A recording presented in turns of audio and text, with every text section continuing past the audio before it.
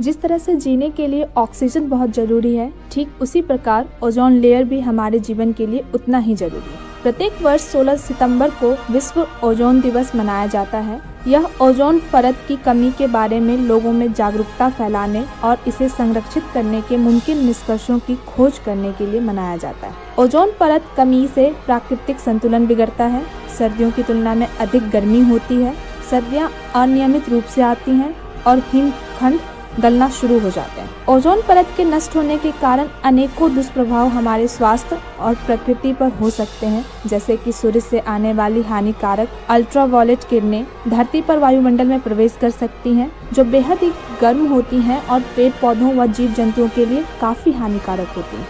शरीर में इन कारणों की वजह से स्किन कैंसर, अल्सर, मोतियाबिंद जैसे घातक बीमारियां हो सकती हैं। अधिकांश वैज्ञानिक ऐसा मानते हैं कि ओजोन लेयर के बिना पृथ्वी पर जीवन का अस्तित्व समाप्त हो जाएगा। ओजोन लेयर के सुरक्षित न होने से लोगों, पौधों और पशुओं के जीवन पर बहुत बुरा असर पड़ेगा। यहाँ तक कि पानी के नीचे का जीवन भी ओजोन की कमी के कारण नष्ट हो जाएगा।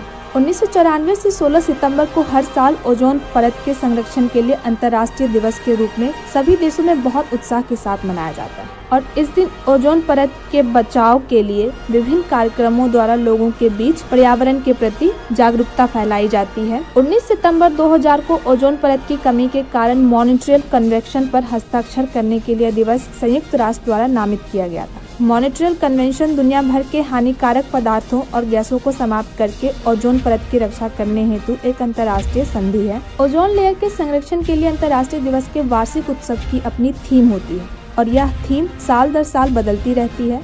इस साल यानी कि 2020 का थीम है जीवन के लिए ओजोन। यह थीम यह बताती है कि ओजोन पृथ्वी के लिए कितना महत्वपूर्ण है और यह भी संकेत करती है कि हमें अपनी भावी पीढ़ियों के लिए भी ओजोन परत की रक्षा करना चाहिए। ओजोन लेयर हमारे लिए एक तरह से फिल्टर का काम करती है, जो इस पृथ्वी पर रहने वाले मनुष्य और अन्य जीवों को अल्ट्रावायलेट किरणों के हानिकारक प्रभाव से बचाती है। इसलिए इसका संरक्षण करना बहुत ही महत्वपूर्ण है।